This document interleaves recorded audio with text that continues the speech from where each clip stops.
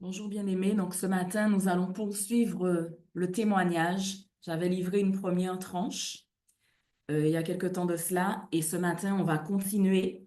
Mais je souhaiterais, s'il vous plaît, qu'un bien-aimé ou une bien-aimée puisse élever la voix pour prier pour le temps de parole et remettre ce moment au Seigneur. Donc si quelqu'un veut bien se dévouer, j'en serais ravie.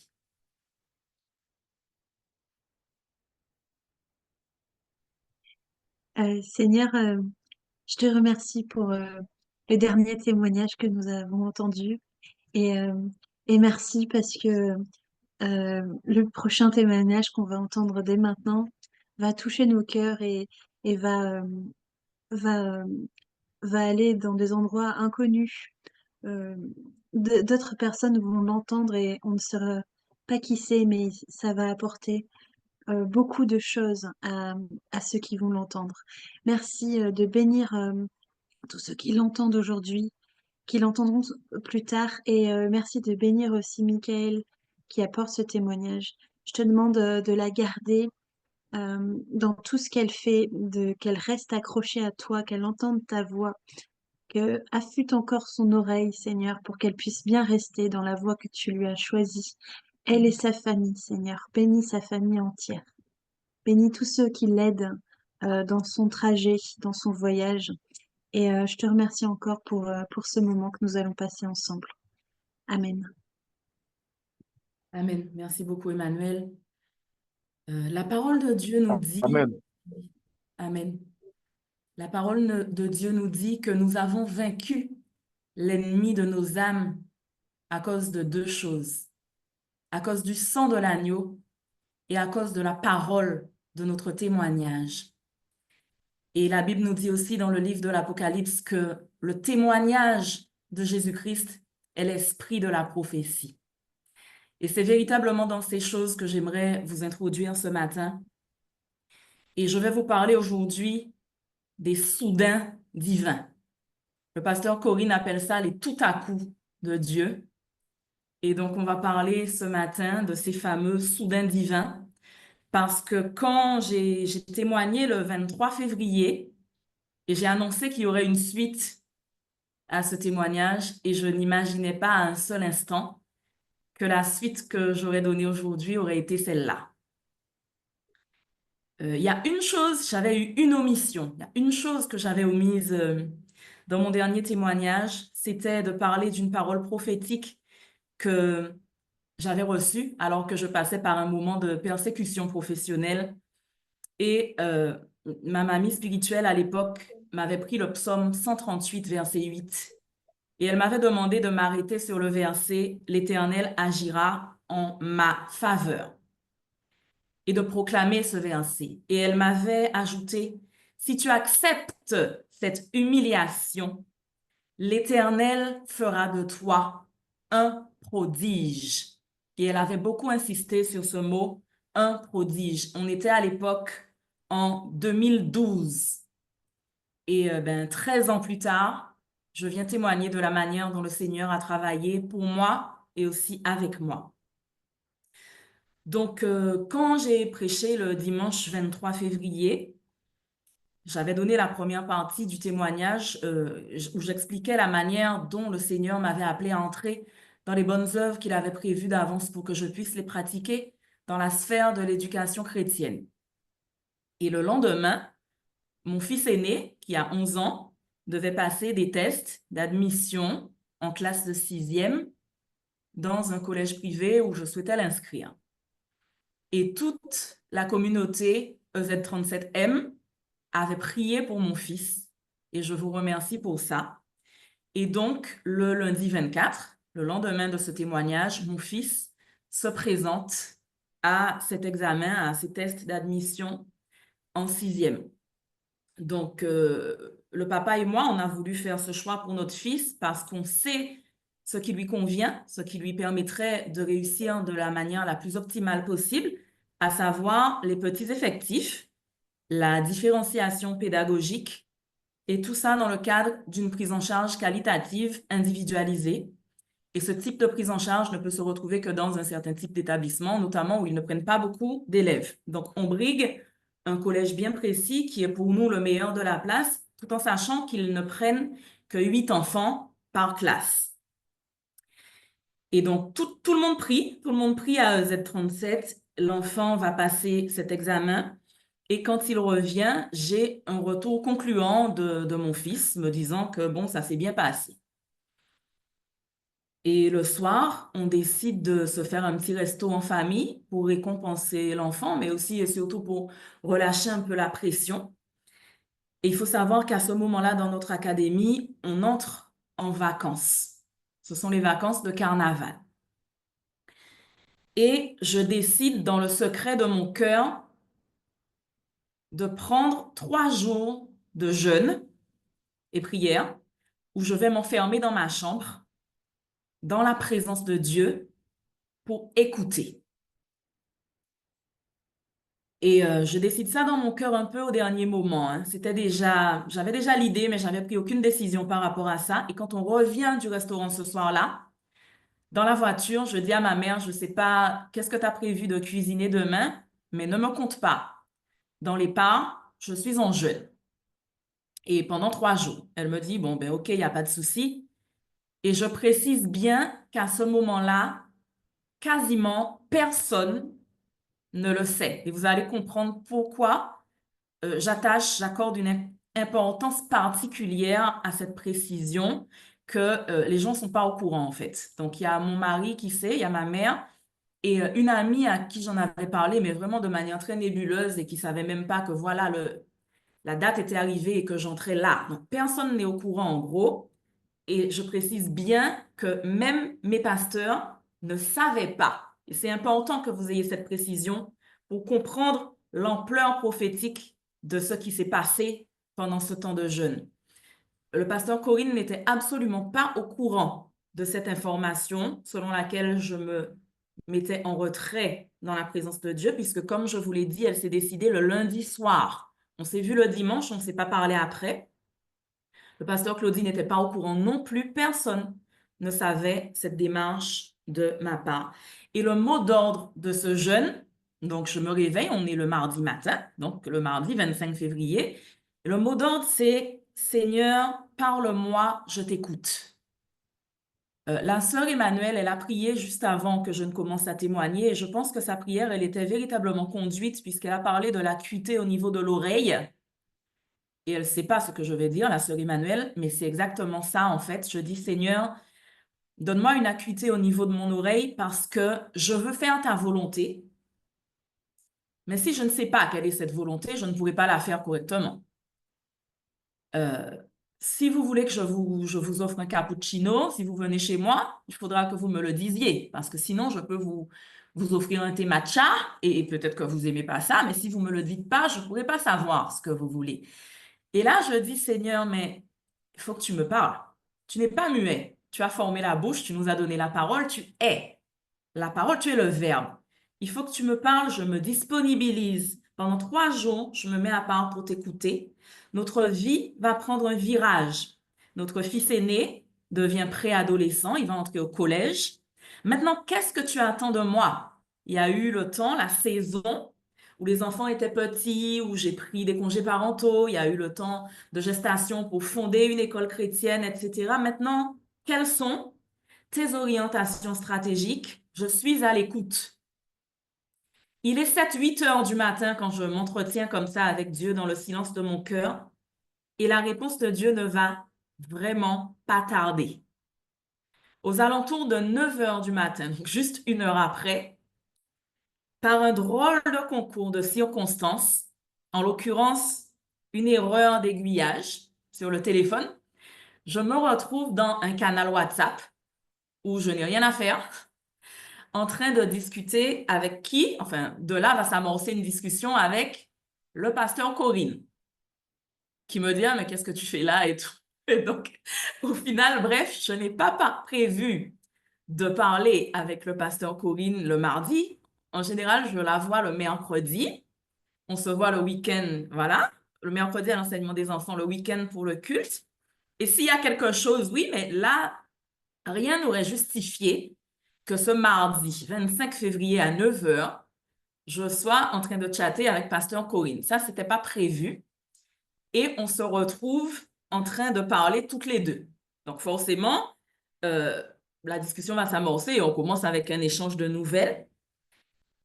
Et j'insiste encore sur le fait qu'à ce stade, elle ne sait toujours pas que je suis en jeûne et que je suis à l'écoute. Je ne suis pas venue en jeûne pour demander quoi que ce soit, ni pour revendiquer une promesse, mais pas du tout. Je suis vraiment entrée pour écouter. Donc, je prête l'oreille puisque j'ai dit au Seigneur, parle-moi. Mais souvent, Dieu parle et on n'y prend pas garde. Donc, par contre, là, mon oreille, elle est en alerte, elle est en éveil, tout ce que vous voulez. Et rapidement, je m'aperçois que la conversation avec le pasteur Corinne est en train de prendre une tournure prophétique. Moi, je sais, mais elle, à ce moment-là, elle n'en a même pas conscience. Et le pasteur Corinne va entrer dans une manifestation des dons de révélation. Elle ne sait pas qu'à ce moment-là, elle est l'instrument que Dieu est en train d'utiliser pour me parler. Et pasteur Corinne commence à me dire certaines choses. Elle commence à me dire, donc on a un petit échange de nouvelles, hein, voilà, vite fait comme je vous disais, et il ressort de cet échange, elle commence à me dire que l'établissement où je prévois d'inscrire mon fils semble très bien, mais que la volonté parfaite de Dieu pour la destinée de cet enfant-là est autre. Donc là, ça ne m'arrange pas forcément puisque mes plans sont déjà faits en fait. Je la vois qui sourit à la caméra. Mes plans sont ficelés. Et je me dis, bon, c'est pas vraiment ce que je souhaite entendre aujourd'hui. Mais je prête l'oreille parce que j'ai dit, Seigneur, parle-moi. Et pasteur Corinne continue. Et elle me dit, alors vous, franchement, prêtez l'oreille, hein. Toute la partie discours du pasteur Corinne, prêtez l'oreille, s'il vous plaît, assemblée, parce que ça vaut le détour et ça a son pesant, comme on dit. Elle me dit, par rapport au collège de Naliel, tout est prêt. Sauf qu'en vrai, il n'y a rien qui est prêt, à part ma solution, qui manifestement n'est pas celle de Dieu. Il n'y a rien. C'est justement pour ça qu'on va dans cette direction, c'est parce qu'il n'y a rien. Il n'y a rien qui existe. Parmi l'existant, enfin, il y a rien qui d'ailleurs est prêt, il n'y a rien. Et elle me dit, tout est prêt. Et la parole continue, il faut que tu sois à la tête de cela. Tu chapeauterais tout cela. Je marque une pause pour préciser que j'ai toujours refusé farouchement d'enchaîner, de poursuivre sur un collège chrétien parce que avoir une école maternelle et privée chrétienne, c'est déjà, de mon point de vue, bien assez compliqué comme ça à gérer. Donc, j'ai toujours refusé. Et ça fait des années que je suis pressentie par les uns comme par les autres pour faire ça. Et ma réponse a toujours été invariable. Je répondais à toutes les personnes qui venaient me voir pour ça. Si je ne le fais pas pour mon fils aîné, qui est ma chair, mon sang, mes os, tout ce que vous voulez, c'est pas pour vous que je vais le faire. Alors, je disais absolument pas ça dans une volonté d'être désagréable avec les gens, hein. Pas du tout. Mais ma réponse était quand même lapidaire. Pourquoi? Parce que j'ai une conscience extrêmement lucide des enjeux et des risques de la mission. Je suis là-dedans. Je suis au cœur de la mission.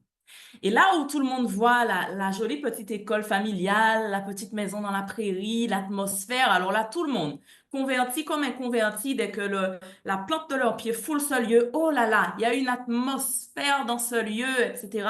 Effectivement, c'est la présence de Dieu, mais je sais aussi tout ce que cela coûte. Et que tout ça, c'est enfanté au prix de nombreux combats, et notamment des combats spirituels. Donc, je ne suis pas pressée pour m'embarquer vers une suite quelconque. Et je sais aussi que si Dieu n'a pas donné un mandat, il ne faut surtout pas entrer là-dedans. Ce serait se mettre en péril. Et souvent, j'ai eu l'occasion de dire à mes collaboratrices, en termes de ressenti, j'ai beaucoup eu l'impression de marcher pieds nus sur des tessons de bouteille.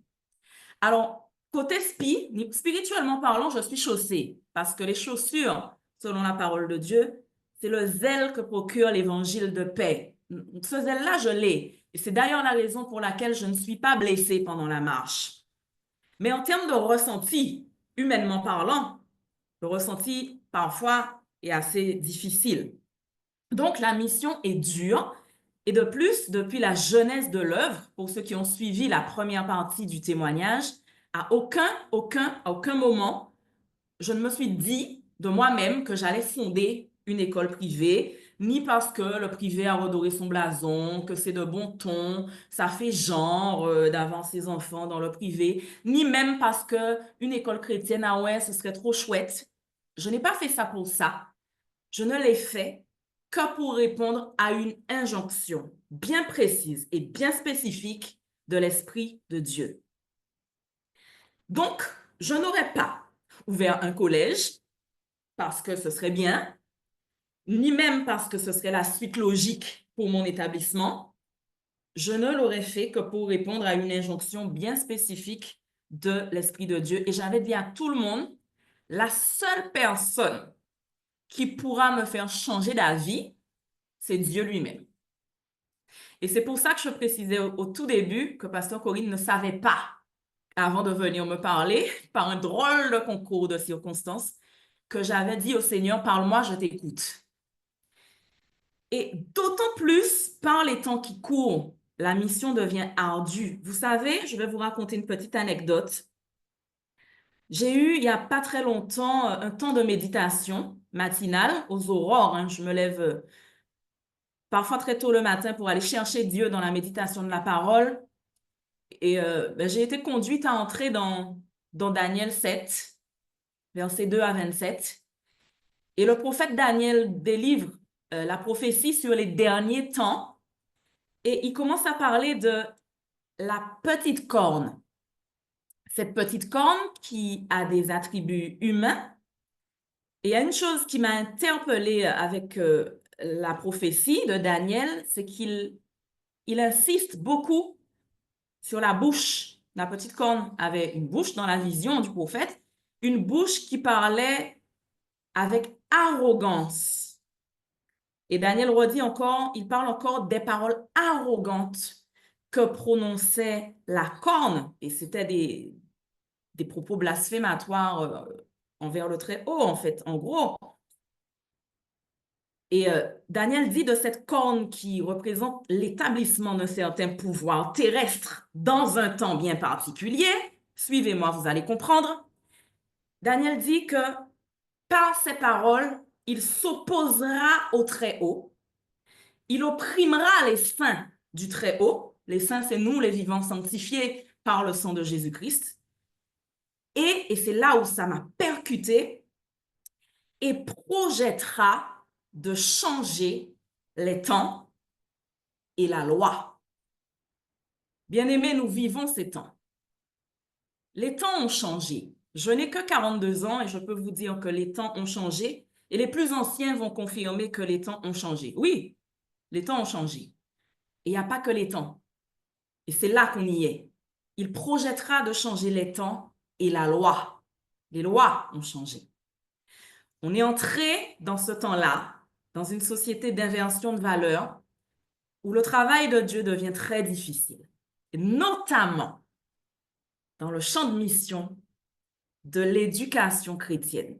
Parce que Dieu ne va pas plaisanter avec l'âme des enfants. Ça, c'est précieux. Et l'ennemi de nos âmes ne va pas non plus plaisanter avec l'âme des enfants. C'est à ravir. Et nous, on est au front. Nous qui sommes en mission dans cette sphère-là. Donc, c'est pour ça que, au vu de tous ces éléments contextuels, jamais, si je n'avais pas eu un mandat divin avec l'autorité qui va avec, qui est assortie, je ne me serais engagée dans ça. Je ne me serais engagée dans ça parce que j'ai une conscience claire de tous ces paramètres. Donc, je n'aurais pas fait pour faire. Et pour tout vous dire, à tel point que je m'étais mobilisée pour accompagner un couple. Alors, c'est un couple par rapport auquel nous avons une considération fraternelle réciproque et qui était aussi concerné par le besoin. Donc, je leur ai dit, je leur avais dit, Pour tout ce qui est dimension du conseil, de l'accompagnement, vous pouvez compter sur moi. Je vais être à vos côtés si vous estimez qu'il y a un besoin et qu'il faut que vous fassiez quelque chose. Mais pour ce qui est de porter le leadership de ça, c'est niet. Et je me suis engagée à leur côté jusqu'à un certain point, hein, au maximum de ce que je pouvais donner en tout cas, parce que c'était très important pour moi, même si je ne portais pas le leadership de cette affaire, de garder un cœur, veiller sur mon cœur pour qu'il reste toujours dépouillé de deux choses, l'amour du pouvoir et l'amour de l'argent, l'appât du gain. Donc, je me suis engagée avec sincérité, même si je n'avais aucun laurier à récolter de manière directe, en tout cas, par rapport à cette affaire-là. Je pense que Dieu a aussi apprécié cette sincérité et qu'il l'a honorée. Donc, à ce stade, bon, mais ça ne s'est pas ouvert pour le couple d'amis que j'accompagnais. Il n'y a rien qui s'est ouvert, en fait. Et donc, jusque-là, pour moi, c'est toujours niet, jusqu'à ces fameux 3 jours de jeûne où Dieu va me localiser, en fait, la faveur de Dieu va me localiser dans mon lieu secret, dans ma chambre. Le leader que j'ai choisi, c'est toi. Bon. Et là, donc je reprends maintenant le propos du pasteur Corinne, que j'ai compilé, hein, j'ai consigné tout ça par écrit, bien évidemment. Donc là, c'est le pasteur Corinne qui parle. Vous devez pouvoir vous appuyer sur ce que Dieu vous dit. Il faut qu'Olivier et toi ayez le plein leadership. Oui, voilà, le plein leadership. Et là, ça se débloquera. J'émets une objection rationnelle tout de suite au pasteur Corinne, mais c'est l'argument hein, aussi, le nerf de la guerre. Il n'y est pas. Ce à quoi elle me sort tout de suite un contre-argument, Dieu ne donnera pas l'argent si ce n'est pas le bon leadership en place. Vous devez déjà poser une base et le reste suivra. Et là, je comprends en fait que je fonctionne à l'inverse, c'est-à-dire que pour moi, pour prendre le leadership de l'affaire, il aurait fallu qu'il y ait les moyens et donc éventuellement, j'entrerais. Et elle m'amène à comprendre que la logique de Dieu, c'est l'inverse en fait. Et si tu y vas par la foi parce que tu reconnais qu'il t'appelle à prendre un leadership, il va débloquer la provision. Restez connectés, franchement, ça vaut le détour. Et donc, elle continue et elle me dit, des personnes seront en place. À un moment donné, tu superviseras les choses avec Olivier. Pour le moment, posez des bases solides avec vous pour tête. Et après, voyez ce que Dieu va faire. Et toi et Olivier, demandez à Dieu comment faire. Et pasteur Corinne recommence avec ces 3 petits mots du début. Tout est prêt. En fait, il faut que ce soit votre association qui se lève pour cet établissement et après, vous mettrez en place celles et ceux que vous connaissez. Dieu achève toujours ce qu'il a commencé et il n'en a pas terminé avec les semailles.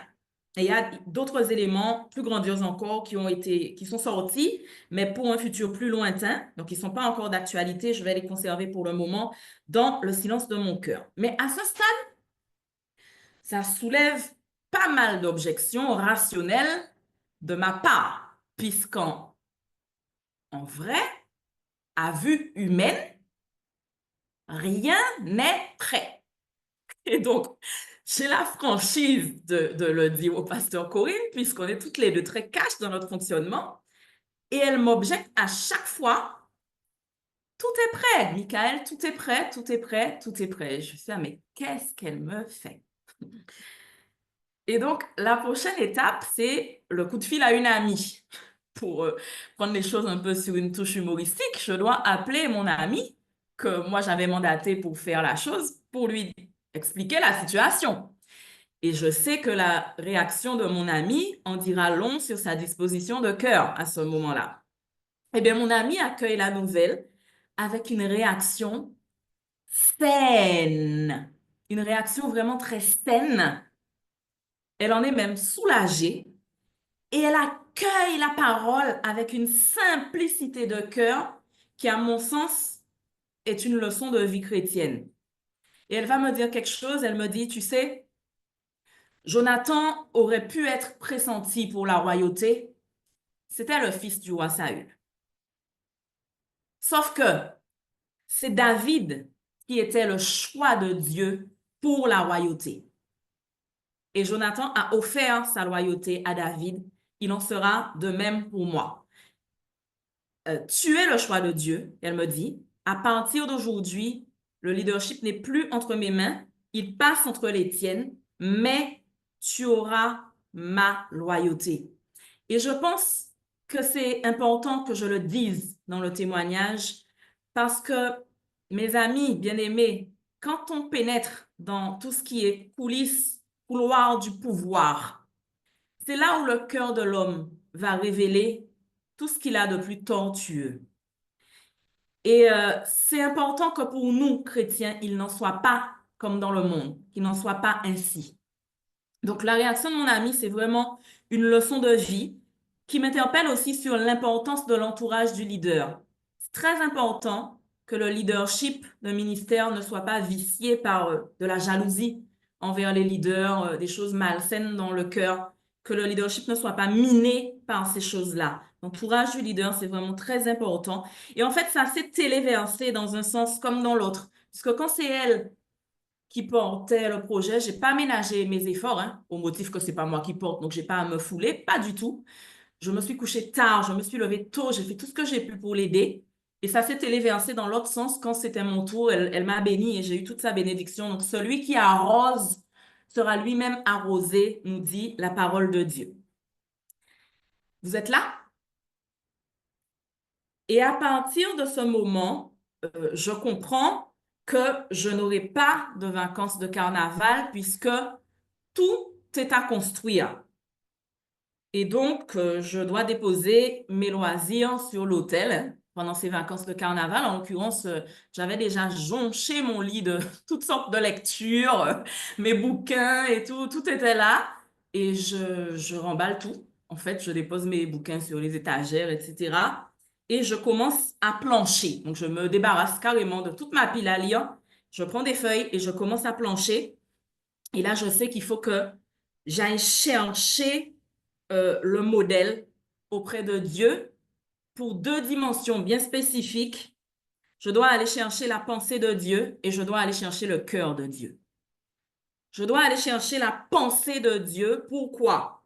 Ben parce que c'est le Père des Lumières, le Père de toute intelligence, et qu'il me faut justement cette intelligence, hein, cette pensée de Dieu, pour asseoir une excellence intellectuelle en termes de méthode, d'objet et de contenu d'enseignement. Mais il me faut aussi aller chercher le cœur de Dieu. Donc, il y a la tête, mais aussi le cœur, par rapport à l'approche, pour comprendre comment, en termes d'approche, amener cette excellence intellectuelle à portée de ces enfants-là, des enfants avec lesquels nous travaillons, qui pour beaucoup d'entre eux sont des enfants à besoins éducatifs particuliers. Donc, je dois aller chercher Dieu pendant toutes ces vacances pour ça.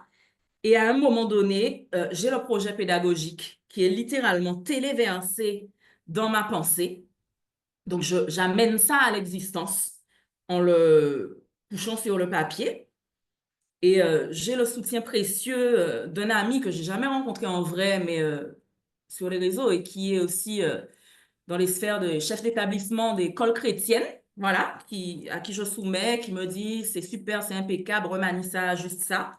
Il y a d'autres personnes aussi qui m'ont fait l'honneur de me lire, vous reconnaîtrez, donc je vous remercie, voilà, et de me faire vos retours aussi.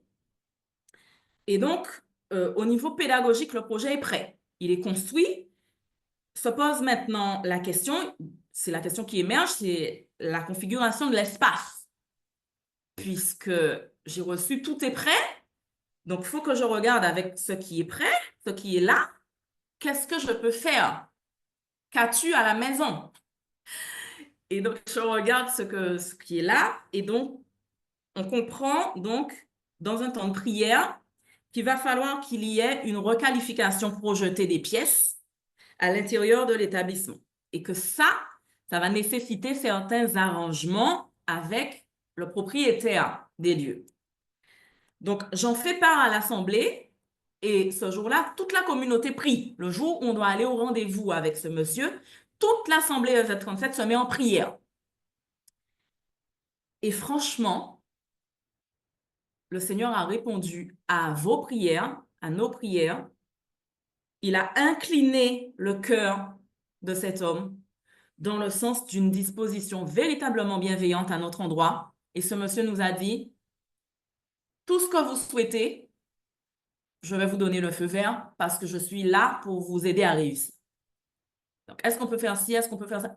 Allez-y. C'est à la limite comme s'il nous disait, je vous donne carte blanche, je vous fais confiance, faites. À partir de là, je prends contact avec un frère en Christ qui est architecte. C'est lui qui a travaillé avec nous à la jeunesse des semailles. Je lui fais part de la situation et je lui indique que je suis un peu dans l'urgence. Je lui dis ça parce que c'est un frère en Christ qui est excellent dans son domaine. Il est vraiment, alors c'est un petit jeu de mots, ça va faire sourire, mais il est d'équerre, comme on dit, et il a vraiment un compas dans l'œil. Donc, c'est l'homme de la situation, cet architecte. Mais je sais qu'il est victime de son succès et qu'il faut pouvoir lui mettre la main dessus. Et là, il accueille tout ça avec une extrême bienveillance lui aussi et il saisit les enjeux parce que il y a une deadline. Je dois déposer ce dossier avant fin mars si je veux espérer une ouverture en septembre. Et on est en mars. Et il saisit l'urgence de la situation et le frère me dit, Michael, je vais faire une nuit blanche, mais tu auras tes plans. Et je bénis cet homme et que Dieu lui rende au centuple. Il a fait une nuit blanche, certainement. En tout état de cause, il m'a livré mes plans dans les délais. Donc, ça, c'est la première tranche. Et dans cette première tranche, on comprend que c'est l'appel à l'élargissement de l'espace de l'attente. Et il y a un mot qui revient souvent au niveau des personnes qui sont mobilisées dans l'affaire, professionnellement, hein, c'est le mot extension. Donc, on comprend qu'après 7 ans, ça fait 7 ans que l'œuvre existe, est arrivé le temps de l'extension. Et je vais citer le verset d'Ésaïe 54, 2. Élargis l'espace de ta tente, qu'on déploie les couvertures de ta demeure, ne retiens pas, allonge tes cordages et affermis tes pieux. Donc, on est à ce stade qui n'était absolument pas prévu.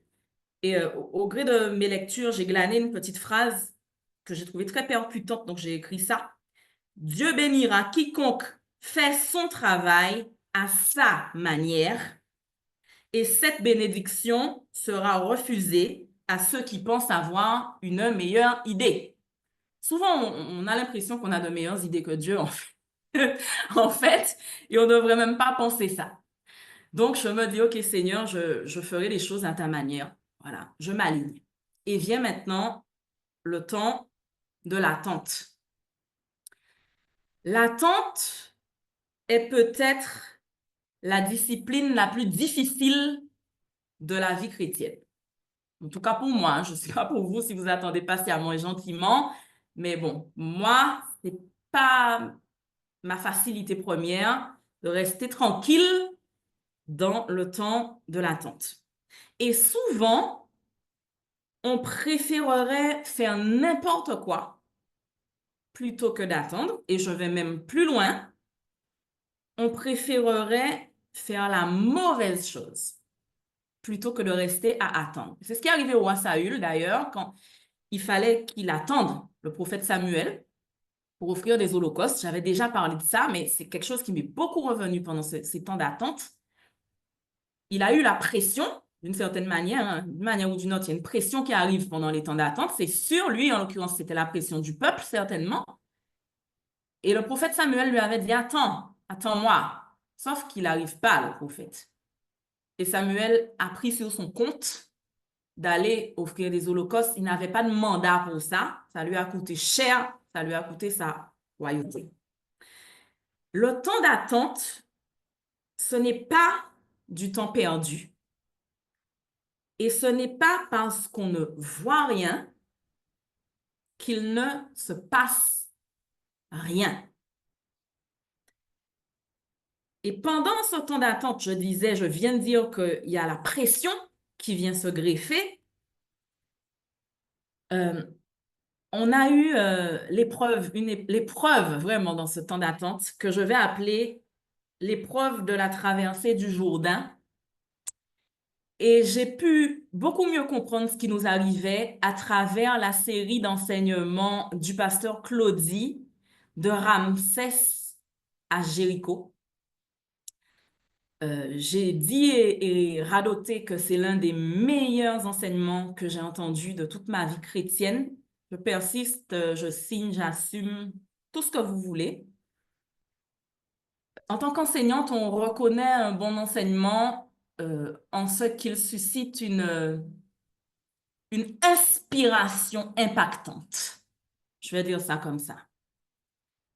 Et cet enseignement m'a permis de comprendre ce qui nous arrivait, en fait. Ça m'a donné une grille de lecture. C'était très beau, cet enseignement. C'était assez allégorique et en même temps absolument pratique parce que ce que le pasteur disait, ça se rapporte à la vie de tout chrétien. Et moi, j'étais en plein là-dedans.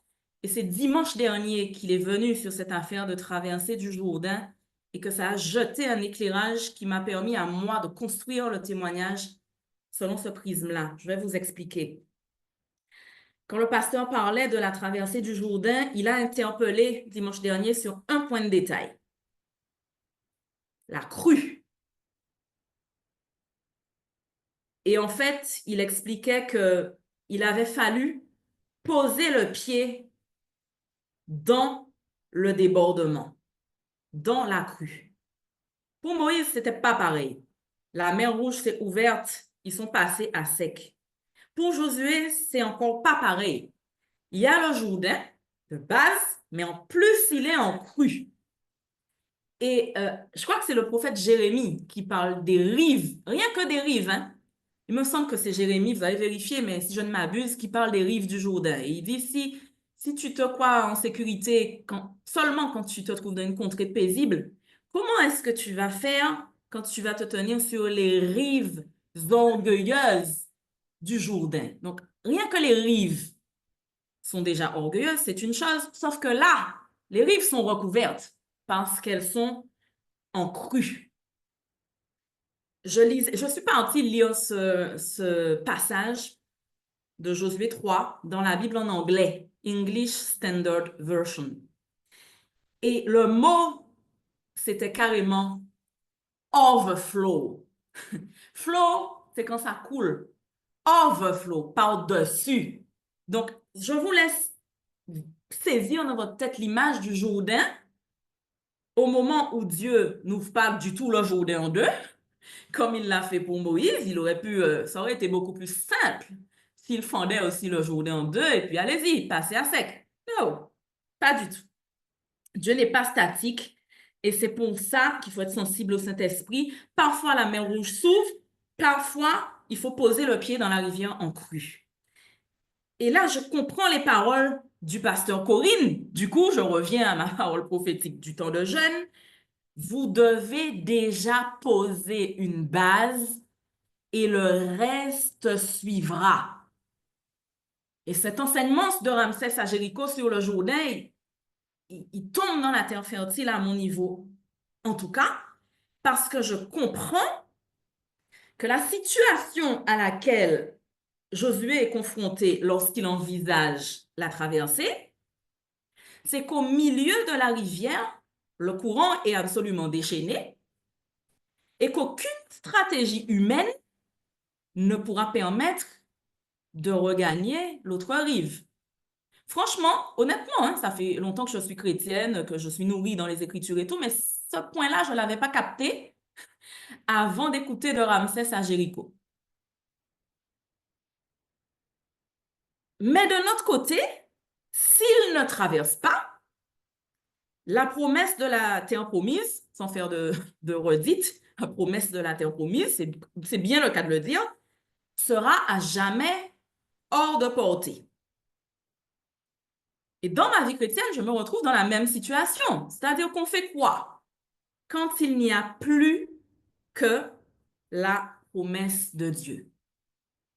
Est-ce qu'on va y aller ou est-ce qu'on va se dire, oula, c'est périlleux ton affaire là, Seigneur. Bon, moi, je ne m'embarque pas là-dedans. Qu'est-ce qu'on va faire? Et là où ça se corse, le pire, qui est aussi le meilleur dans cette histoire, parce qu'après, franchement, je me répète peut-être, mais après de Ramsès à Jéricho, j'ai repris la parole, quoi. Je suis vraiment allée fouiller dans ça parce que c'était trop bien. Et là où ça se corse, c'est là où le pire devient le meilleur, c'est au verset 8 de Josué 3. C'est l'ordre de l'Éternel au sacrificateur. Mais alors ça, c'est le pompon. L'ordre de l'Éternel au sacrificateur, c'est vous vous arrêterez dans le Jourdain. Mais pardon, quoi. En plus, c'est en cru, mais on peut même pas essayer d'avancer pour sortir de là. La pire chose à faire, c'est de s'arrêter au milieu du courant déchaîné, en gros. D'attendre le temps de l'attente. Là, il est périlleux. C'est comme quand Dieu dit, va prendre le serpent par la queue. La pire manière d'aller attraper un serpent, c'est comme ça. Et là, le Jourdain est en crue, le courant est déchaîné au milieu. Sauf qu'il va dire au sacrificateur, vous allez vous arrêter là. Et ça me parle dans ma vie chrétienne. Pourquoi ça me parle dans ma vie chrétienne? À moi, parce que je suis en train de vivre le test de la foi. Qui sera encore là? Qui va répondre présent quand Dieu lui-même va faire en sorte que la foi nous fasse passer de la sécurité à la zone de danger? Pour ça, tout le monde a confiance en Dieu sur la terre ferme. Franchement, quand le compte en banque est bien garni, la situation professionnelle est assurée, la maison est payée, tout le monde est en bonne santé, ben, oui, tout le monde a confiance en Dieu, il n'y a pas de souci, hein, alléluia. Mais qui ferait suffisamment confiance à Dieu pour entrer dans le courant déchaîné? Et pourtant, le miraculeux ne s'activera que par là. On veut vivre le miraculeux. On se dit, mais pourquoi on ne voit rien? Pourquoi il n'y a pas de miracle? On prend les livres, on voit la vie des grands missionnaires, des grands revivalistes et tout, et on veut vivre, hein, mais qui sera encore là pour dire, Seigneur, OK, j'y vais, je m'aligne. Et le pasteur Claudie nous parle, il nous dit, active ton prophétique, active ton prophétique. C'est au pied du mur qu'on voit le maçon, mes amis. Quand le niveau d'exigence de Dieu, quand la sévérité du degré d'exigence de Dieu atteint un certain seuil, je peux vous dire, et ne croyez pas que parce que je suis là en train de prêcher, en train de témoigner, c'est facile pour moi. Ne pensez pas ça, vous m'idéaliseriez en vrai. Mais je peux vous dire qu'à ce moment-là vont émerger toutes sortes de mécanismes de rétropédalage pour des motifs qui seront tous plus légitimes que judicieux, les uns que les autres. Je vois mon mari qui rit à gorge déployée, il sait de quoi je parle. Et on va même tendre à spiritualiser ça. Et en fait, on se retrouve à être les gens de la parabole des conviés. Et c'est pour ça que je vous ai dit de prêter bien attention à la parole prophétique qui m'a été donnée par le pasteur Corinne, de prêter l'oreille. Le Seigneur nous parle ce matin d'oreille. Tout est prêt. Qu'est-ce que le maître dit dans la parabole des conviés? Et franchement, au moment où pasteur Corinne m'a parlé, je n'avais pas rapproché ces deux éléments, hein, mais pas du tout. C'est que hier que j'ai rapproché ça, en construisant le témoignage. Qu'est-ce que le maître dit dans la parabole des conviés? Tout est prêt. Et qu'est-ce que la parole dit? Mais tous unanimement se mirent à s'excuser. Le premier, j'ai acheté un champ et je suis obligé d'aller le voir. Excuse-moi, je te prie. Un autre, J'ai acheté 5 paires de bœufs et je vais les essayer. Excuse-moi, je te prie. Un autre, je viens de me marier. C'est pourquoi je ne puis aller. Les soucis de la vie, la séduction des richesses et l'invasion des convoitises étouffent la parole et la rendent infructueuse. Je me parle à moi-même. Il ne faudrait pas qu'il en soit ainsi pour nous. Amis, bien-aimés, frères, sœurs, avec ou sans nous, l'œuvre de Dieu se fera. Mais c'est un privilège que d'y être appelé. Mesurons ce privilège. Je vais maintenant vous expliquer précisément ce qu'a été mon Jourdain en cru dans cette histoire, puisque vous avez compris que mon appropriation de l'enseignement, ça a été de capter que le Jourdain en cru, c'est quand Dieu te fait passer de la sécurité à la zone de danger. D'accord? Mais dans les applications pratiques de l'enseignement, il y a la théorie qui est intégrée dans la tête. Maintenant, on va retrousser les manches et on va passer à la pratique, sinon ce ne serait pas intéressant. Donc, dans la pédagogie de Dieu, vis-à-vis de l'enseignante que je suis, comment les choses vont se passer. Là, il y a mon Jourdain en crue. Déjà, je suis sur la rive et j'ai l'appel à la traversée, qui est clair maintenant. Et là, il y a la vieille voix du jardin qui va venir. Dieu a-t-il réellement dit? C'est périlleux quand même, cette affaire.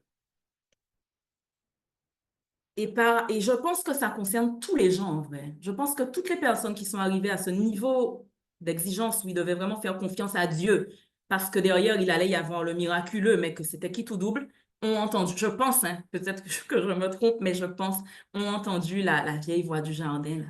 Dieu a-t-il réellement dit? Parce que si c'est pas Dieu, tu vas te planter, mais ce sera grave. Et là, on résiste. Le soldat du Très-Haut résiste par la parole. Tu as Jean 10. Mes brebis entendent ma voix et elles me suivent. Mes brebis connaissent ma voix.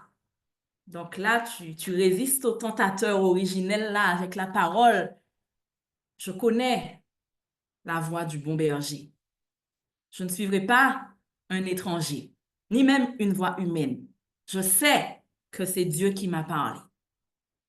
Et là, je suis sur la berge et je dois, maintenant que je me suis armée de la pensée de Dieu, franchir ce Jourdain en crue. Quel est-il? Je reçois un appel téléphonique. Cette fois-ci, c'est le chef d'établissement, parce que c'est l'enfant qui m'avait dit que ça s'était bien passé, mais je n'avais pas encore de retour.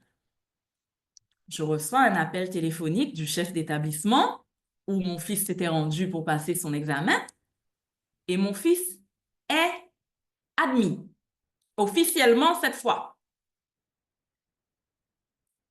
J'explique au chef d'établissement, c'est fort surprenant hein, pour la personne en face parce que j'étais déjà en processus de préinscription et tout. J'explique qu'il y a un rebondissement dans mon affaire et que je me retrouve en train de piloter un projet d'ouverture de sixième. Moi-même, en lui garantissant qu'il n'y a pas eu d'autoloupe, je ne suis pas entrée chez elle en éclaireur et quoi que ce soit. Je ne savais pas moi-même que ça allait arriver, mais qu'il y a eu une opportunité qui a émergé et que je me retrouve dans un rebondissement, quoi. Donc, je ne peux pas lui donner une réponse ferme et définitive comme ça. Ce à quoi elle me répond, ce que je comprends tout à fait, mais tout à fait, hein, puisque je suis dans les mêmes problématiques qu'elle. Hein. Donc, ce que je comprends parfaitement, elle me répond que elle ne pourra pas m'attendre au-delà de la mi-mars et qu'il va falloir que je prenne une décision. Je lui dis, c'est de négocier, de craquer 48 heures, un truc genre ridicule, hein, mais je lui dis, mais vous pouvez pas m'attendre jusqu'au 17? Genre, j'essaie de dépasser la deadline du 15, de tirer au maximum sur les jours pour prendre la décision. Et parce que je dépose mon dossier d'autorisation mi-mars pour ouvrir ma sixième. jamais j'aurai de réponse mi-mars. Et elle me dit que le dernier délai, la date butoir pour lui répondre, c'est mi-mars. L'administration dispose d'un délai d'opposition de 3 mois, avril, mai, juin, normalement. Je dois prendre une décision et elle est difficile. Je vais expliquer la difficulté, mais je mets un petit encart là-dedans. Euh, il y a eu une session dans l'Assemblée où, enfin, dans le groupe des femmes, où Pasteur Corinne a demandé aux femmes de libérer une parole prophétique sur une autre femme. Il me semble que c'était un samedi matin, de mémoire. Et elle a posté ça comme ça. Et après, Pasteur Corinne est revenue dans le canal et elle a ajouté une autre précision. Elle a dit, faites ça sur une femme que vous ne connaissez pas. Donc, on s'est aligné, hein, bien évidemment, à ce qui nous était demandé. Mais il y avait une parole qui était sortie, et c'était au niveau de la sœur Emma. Et la sœur Emma m'a dit, avant que je ne sache qu'il fallait qu'on parle sur une femme qu'on ne connaît pas, j'avais une parole prophétique qui était sortie pour toi, mais c'était sorti tellement fort que je me permets de te la donner. C'est Juge 6, verset 14. L'Éternel se tourna vers lui. En l'occurrence, il s'agit de Gédéon, mais elle me dit, Michaël, c'est pour toi. L'Éternel se tourna vers lui et lui dit, va avec cette force que tu as, n'est-ce pas moi qui t'envoie? Et donc, je vais déposer ce dossier auprès des autorités compétentes. Je m'habille, je me parfume et je dis à ma mère, je pars pour la victoire parce que je ne marche pas en mon propre nom. Je marche au nom de l'Éternel. Et comme David est parti devant Goliath, le géant philistin, armé dans toute son arrogance, qui avait justement ces paroles blasphématoires à la bouche contre l'Éternel, et le petit berger là avait juste un jeu de pommes, une fronde avec 3 pierres. Le Père, le Fils, le Saint-Esprit, sont venus accomplir la mission. On sait qui des deux s'est retrouvé par terre.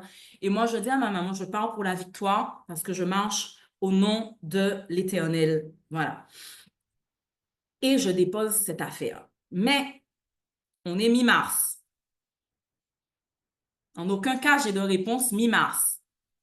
Donc, soit j'opte pour la sécurité et j'ai une réponse à rendre.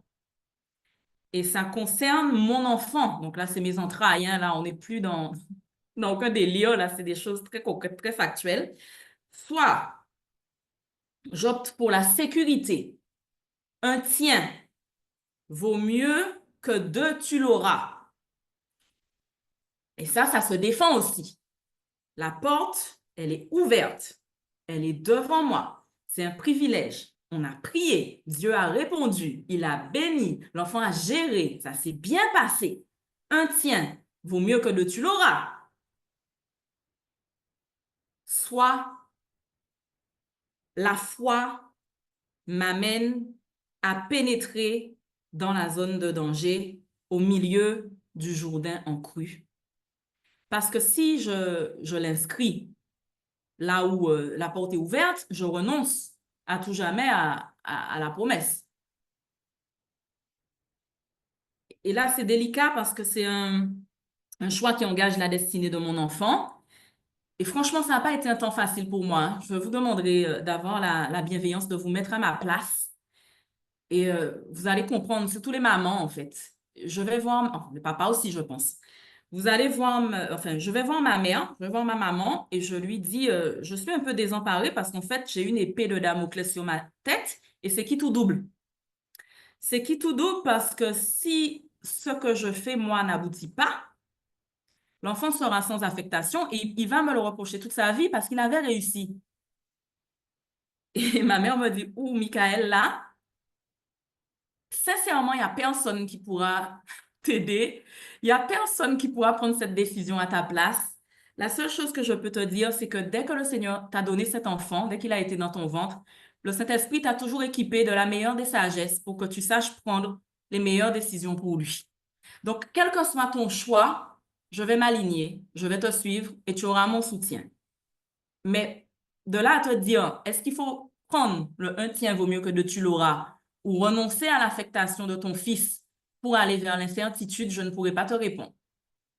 OK? Et ça à quoi je réponds à ma maman, Comme ça aussi, si je me prends toutes les conséquences négatives dans la figure, je serai toute seule à les prendre, quoi. Vous allez vous laver les mains derrière et vous allez dire, c'est Michael qui a fait ses affaires. Bon, nous, on était neutres, quoi. Mais donc, le retour de bâton, de manivelle dans la figure, il sera que pour moi toute seule. Je vais voir mon mari et mon mari me dit, je vais peut-être prévoir un plan B. Donc, je vais peut-être faire quand même une demande d'instruction en famille, hein, au cas où ça n'aboutirait pas, cette affaire de collège-là. Je vais peut-être prévoir un plan B. Toi, quand je réponds à mon mari, je ne vais pas m'opposer à ce que tu fasses. On n'est pas tous dans la même saison. Dieu a départi une mesure de foi à chacun. Je ne vais pas m'opposer. Tu es l'autorité, tu as l'autorité parentale sur ton fils, tu es l'autorité paternelle. Je ne vais pas m'opposer à ta démarche, mais sache que tu seras seul. Tu n'auras pas ma signature.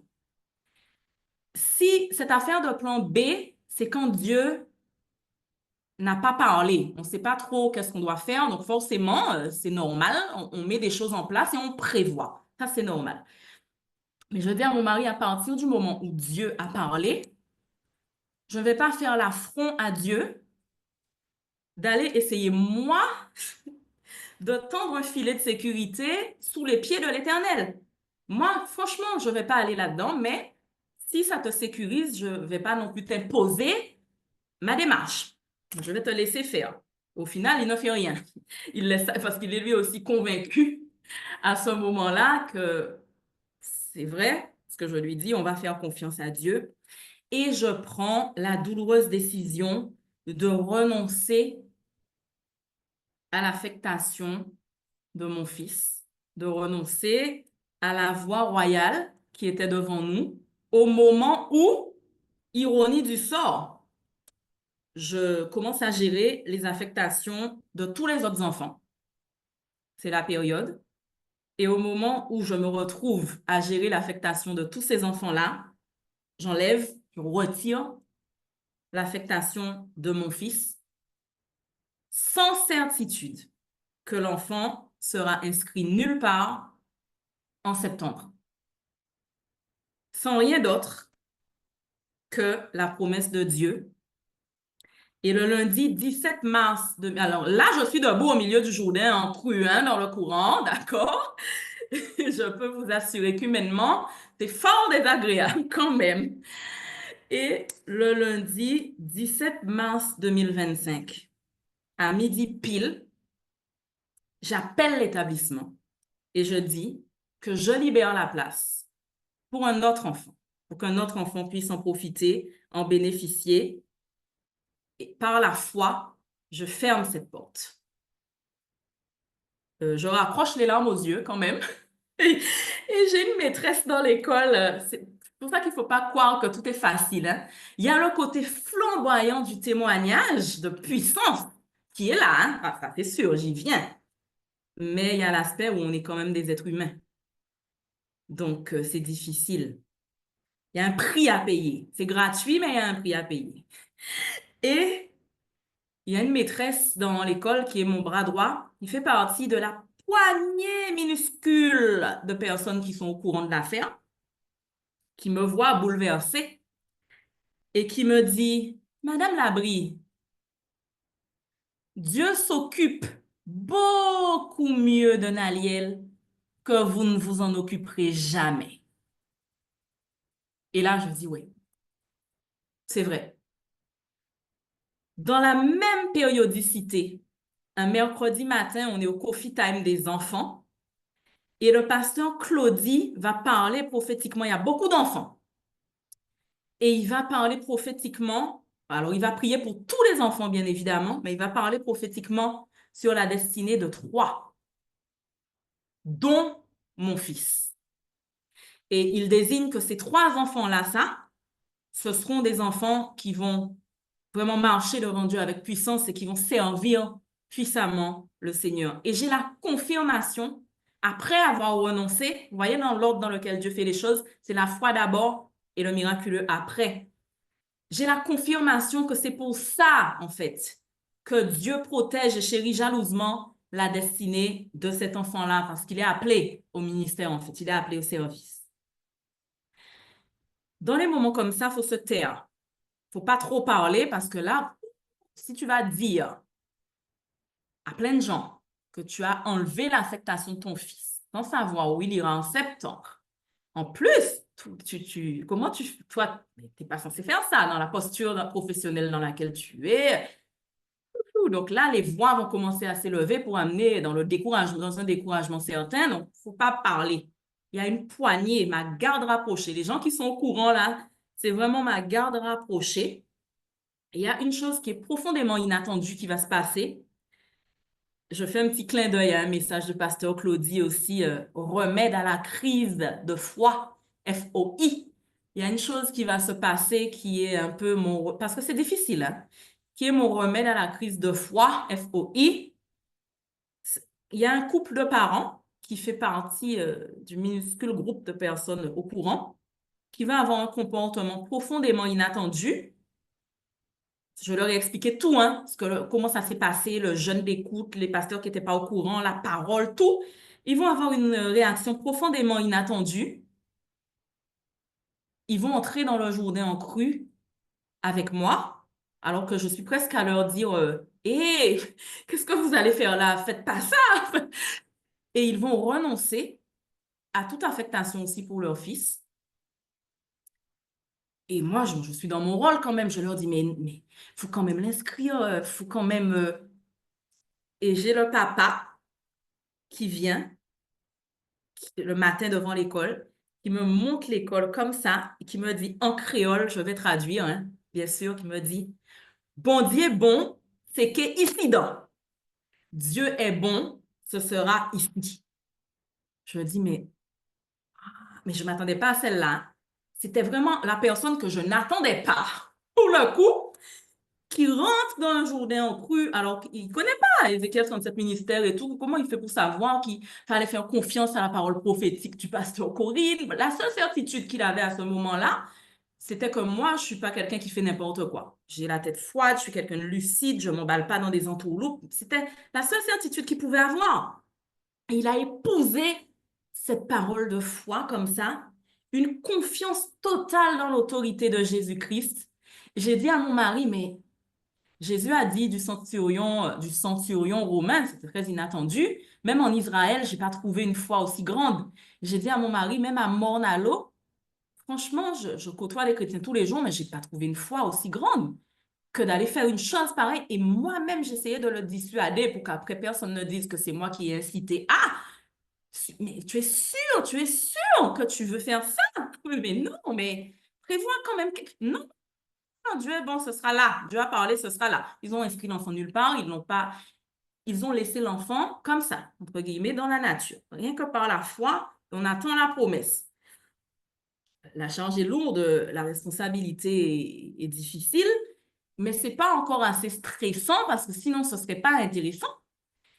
Pendant ce temps d'attente, qu'est-ce qui va se passer? On va commencer à entendre des nouvelles.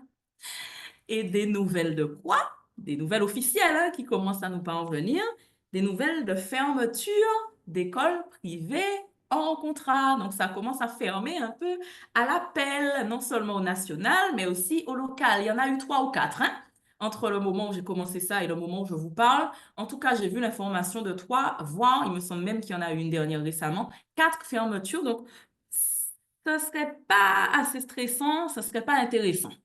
Donc, il faut rajouter un petit peu à l'attente le facteur contextuel. Les écoles privées en contrat ferment actuellement là plus qu'elles n'ouvrent. Et à ce moment-là, le Seigneur va m'encourager avec un songe. Je me vois pénétrer dans des hautes sphères du pouvoir en ce qui concerne, dans les sphères décisionnaires du pouvoir en ce qui concerne l'éducation. Et je monte, et je monte, et je monte. Et j'avance, et j'avance, et j'avance. Sauf que j'ai un problème, je ne peux plus faire marche arrière. En m'engageant là où j'ai pénétré dans le songe, là où je suis entrée, en fait, je ne peux pas revenir en arrière. Je suis obligée d'aller plus en avant, mais ça devient oppressant. Et à un certain moment, je sors d'un bureau et j'arrive devant un ascenseur. Elevator en anglais, l'élévation. Je dois continuer à monter. Sauf que les portes de l'ascenseur vont se fermer. Il y a une deadline pour le délai sur cette fermeture des portes. Je dois passer. Mais devant cet ascenseur, l'ascenseur est ouvert. Mais devant cet ascenseur-là, il y a deux personnes qui croisent des lances, des fers de lance comme ça, qui me barrent le passage, sans me parler, hein, c'est froid. Et c'est tu ne passeras pas. Mais je dois entrer vite.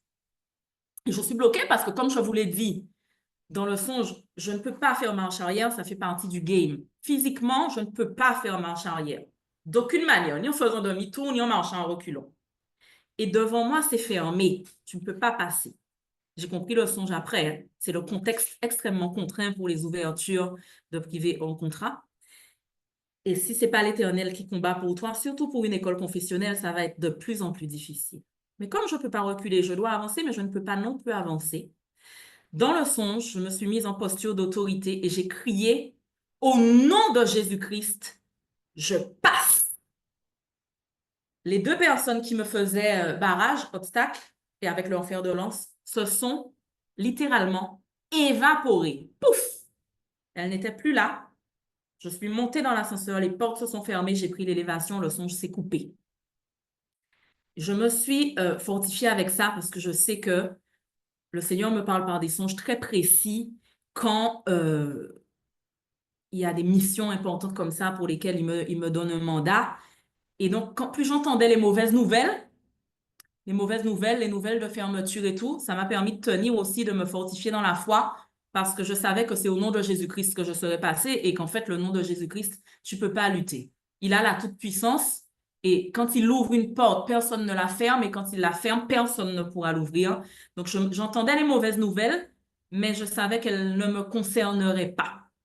Il me reste pas beaucoup de choses à dire. Est-ce que je continue, Pasteur Claude? Oui? Donc, on a eu le test de la traversée du Jourdain en crue. Maintenant, je vais venir vous parler du test d'Isaac. Le test d'Isaac, c'est un test qui a concerné mon mari, plus spécifiquement. À ce moment-là, dans nos plans, mon mari est prêt à déposer sa carrière professionnelle sur l'autel pour s'engager dans l'œuvre de Dieu. Il est prêt, hein. Mon mari, il a la sûreté de l'emploi et tout, il n'y a pas de souci. Il est cadre, voilà, quelque part. Mais il est prêt à déposer ça si l'œuvre de Dieu le nécessite. Et c'est d'ailleurs ma personne ressource, mon mari, dans ma pensée à ce moment-là. Je l'ai même mis professeur principal, je lui ai donné plein de champs disciplinaires et tout ça. Donc, c'est fait sur mon papier, c'est écrit, c'est lui. Et lui, il est prêt, il est convaincu, les démarches, il commence à entamer, un truc qui commence à frémir et tout, il est prêt à déposer la carrière.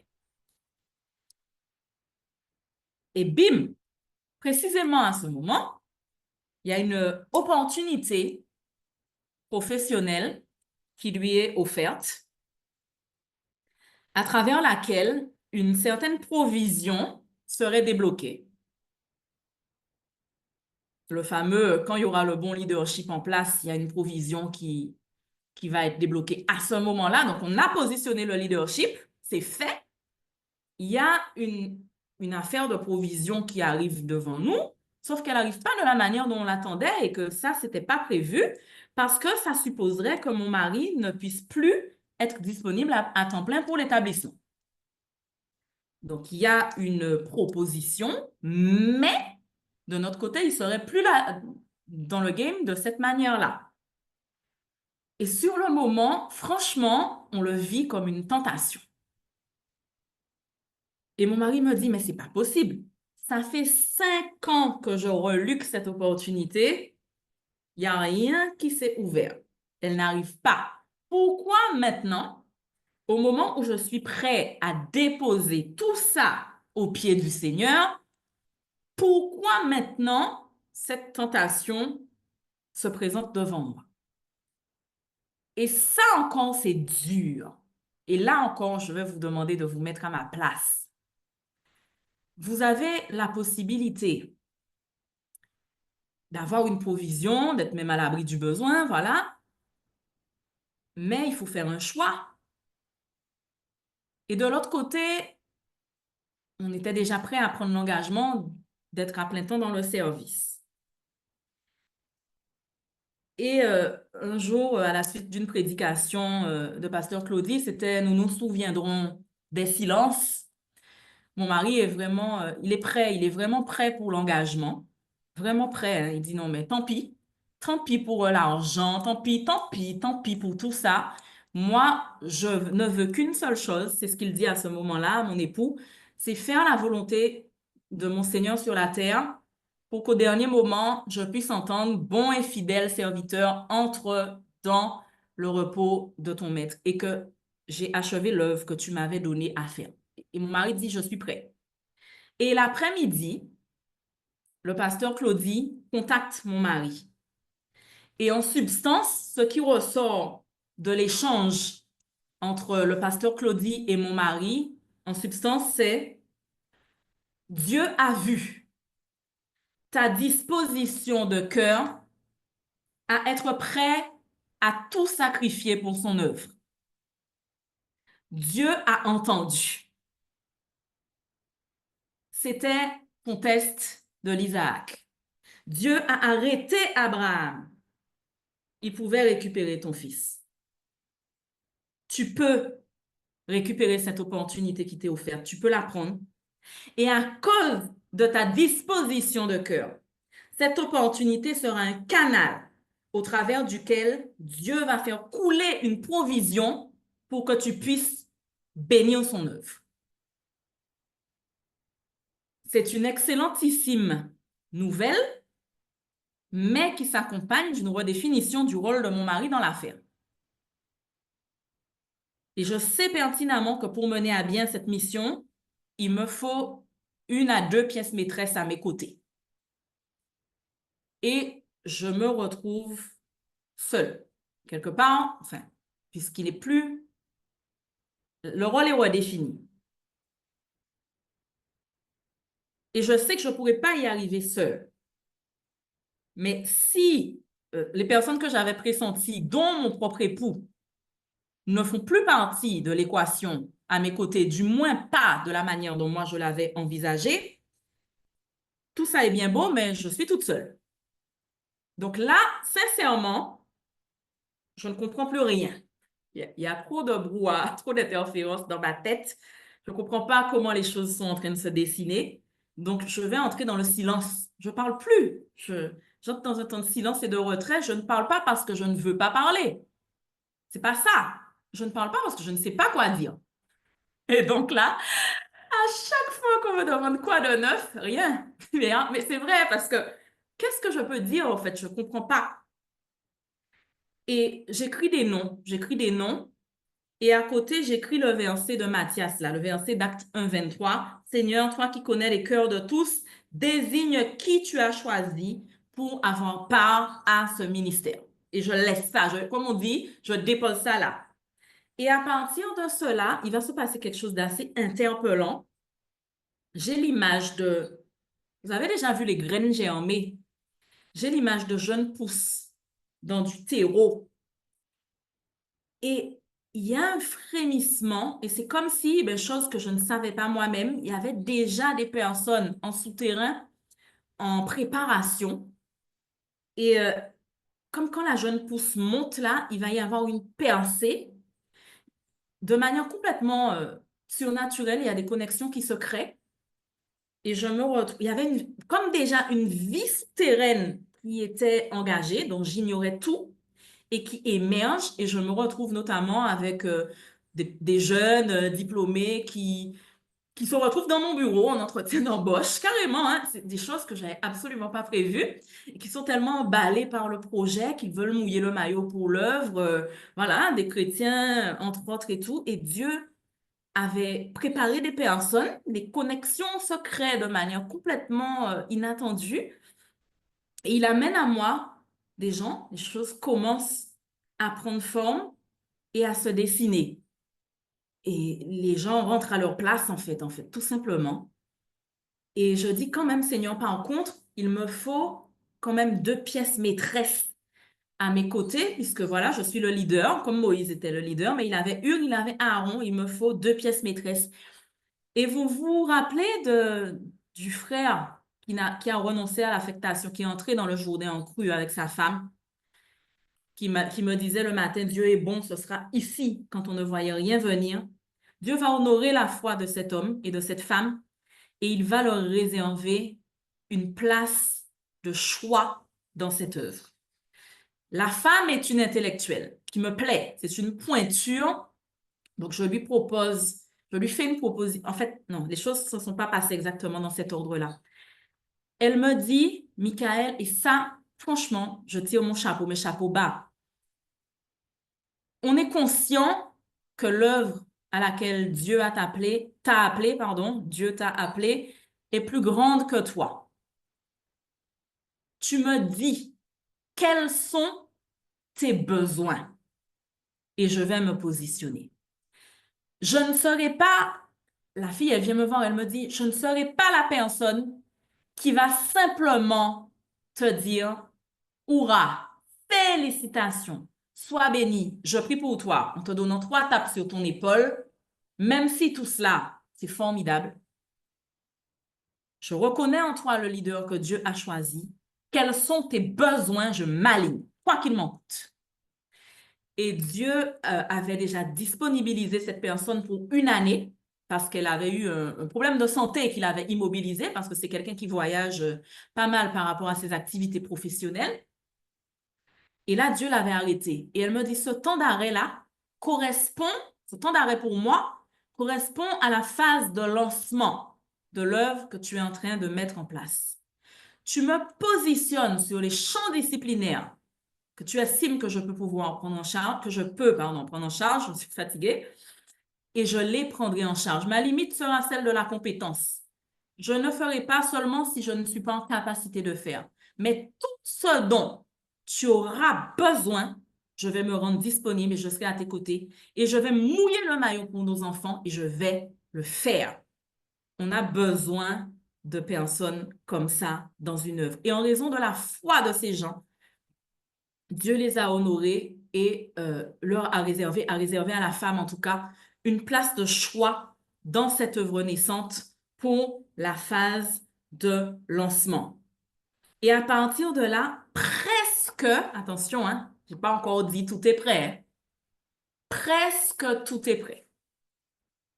Et quand presque tout est prêt, on n'est pas encore arrivé au tout est prêt, hein, mais presque tout est prêt.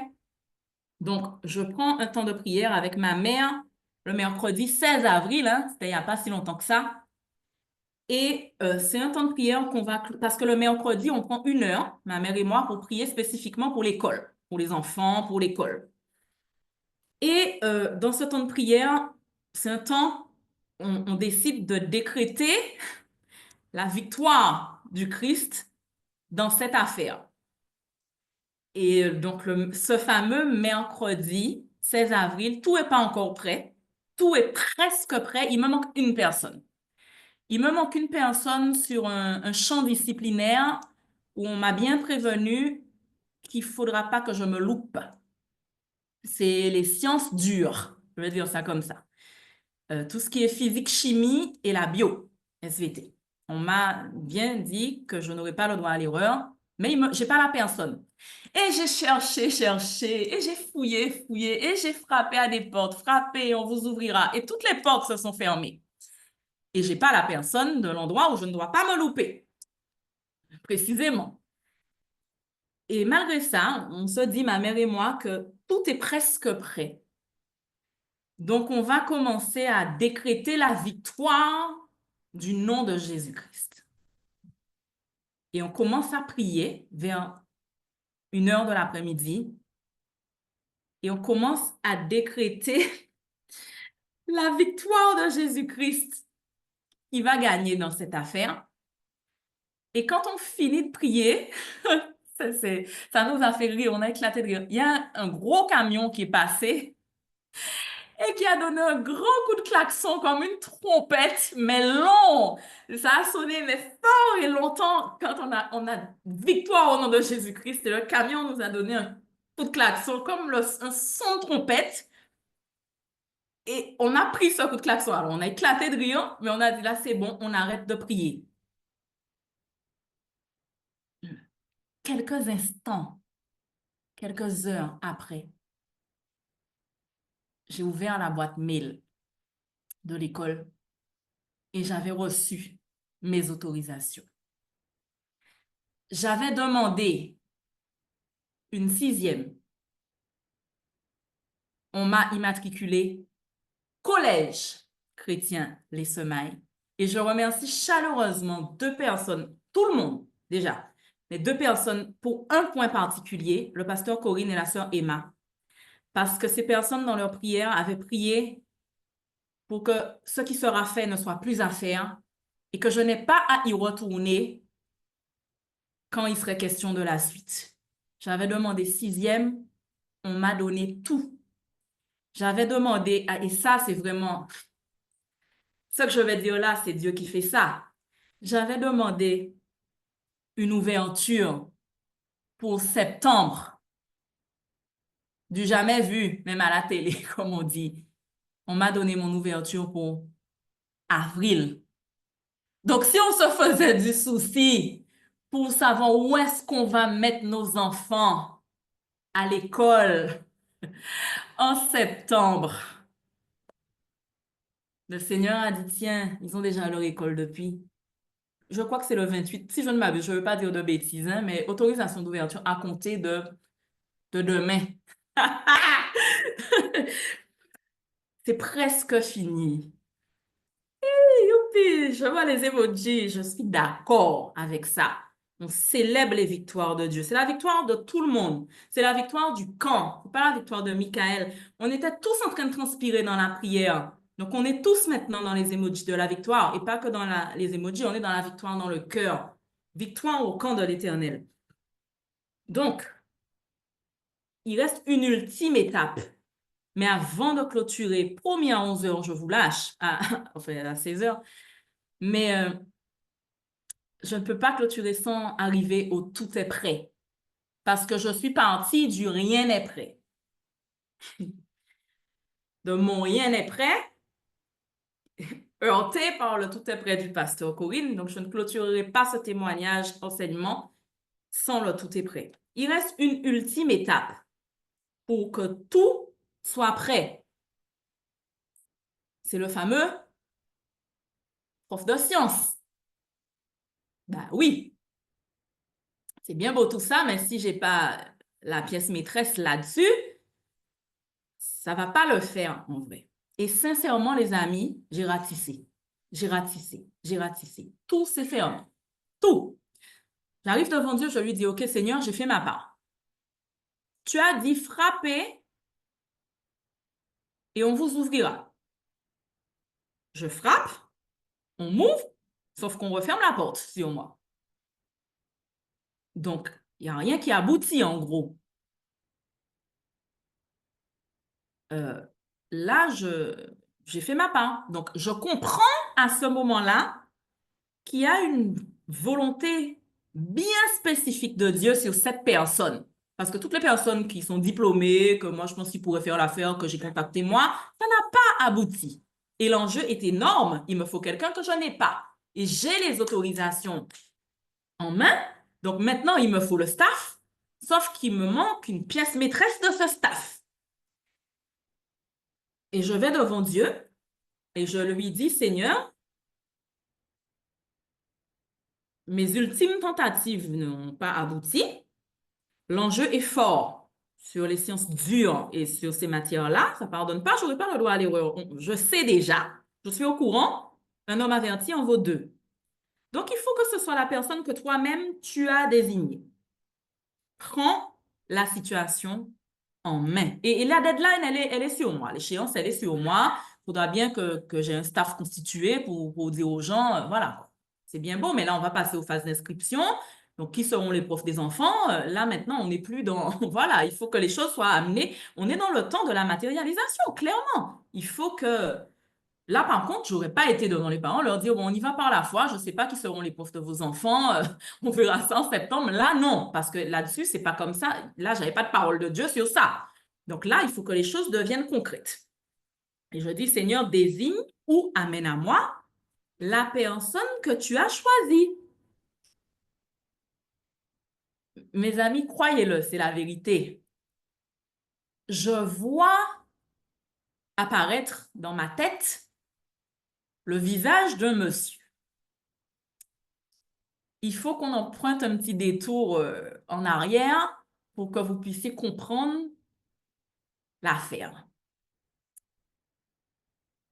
Le 1er décembre, moi j'écris tout, hein, parce qu'avec Dieu, là, dans l'affaire, je dois tout écrire.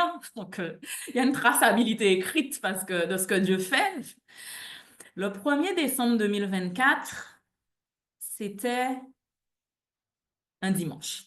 D'ailleurs, je remercie mon fils aîné qui est hypermnésique et je lui ai dit, c'était quand le jour où tu étais malade pendant le... Ah, maman, le 1er décembre 2024. J'avoue que ça avait été d'une aide précieuse. Le 1er décembre 2024, mes enfants étaient malades. C'était un dimanche, on était au culte. Et ce jour-là, j'avais invité une amie de classe d'enfance, quoi, qui avait repris contact avec moi. Je l'avais invitée au culte de Z. Elle vit en Guyane. Donc, bon, j'ai invité quelqu'un au culte.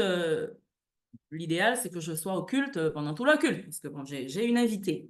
Donc, mon amie est venue, ça s'est très bien passé et tout ça, sans problème. Sauf que ma mère gardait les enfants qui étaient malades et à un moment donné, elle vient, elle hésite à venir, puisque bon, elle se dit que certainement je ne serai pas super emballée par le fait qu'elle vienne là, mais elle vient, elle me dit discrètement, discretos, va falloir que tu quittes le culte parce que ça va pas pour les enfants, on est dimanche. Donc, il faut que tu prévois. Et je viens de regarder les coordonnées de la pharmacie de garde, mais elle ferme à midi. Et elle n'est pas à côté de chez nous non plus. Il y a une petite trotte, donc c'est pas loin, loin, mais il faut prendre l'aventure et il y a une trotte, quoi. Il y a 20-25 minutes en roulant. Donc, va falloir que, je suis désolée de te demander ça, Michael, mais va falloir que tu abrèges pour partir à la pharmacie. Là, je dis, voilà, quoi, ça ne m'emballe pas de quitter le culte en plein culte, mais bon, je lève la main, je m'excuse ce jour-là, et bon, les pasteurs ont la bienveillance de comprendre que si je quitte le culte en plein culte, c'est que j'ai un impératif ou une urgence, donc j'explique. Les enfants sont malades, ma mère vient de m'alerter au fait que ça ne va pas mieux, et je remercie mon frère Xavier. J'oublie rien, moi, hein, il avait prié pour mes enfants, et quand il prie pour mes enfants, il dit, nous te remettons, Seigneur, nous te remettons notre enfant. Donc, c'est un frère que j'estime beaucoup, qui considère vraiment mes enfants comme ses propres enfants, et ça, c'est la famille en Christ.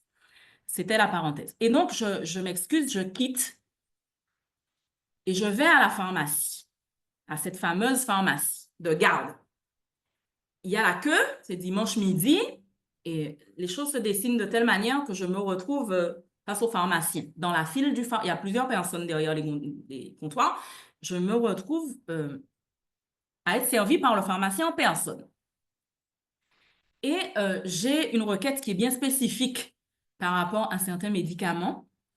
Bon, il y a la queue, il y a du monde, c'est dimanche. Et ce monsieur, en fait, il va déployer une extrême bienveillance dans le fait de chercher pour moi ce que je lui demande. Il va prendre un temps fou à partir à chercher dans les gondoles. Il va éplucher dans l'ordinateur le stock. Il va partir dans l'arrière-boutique.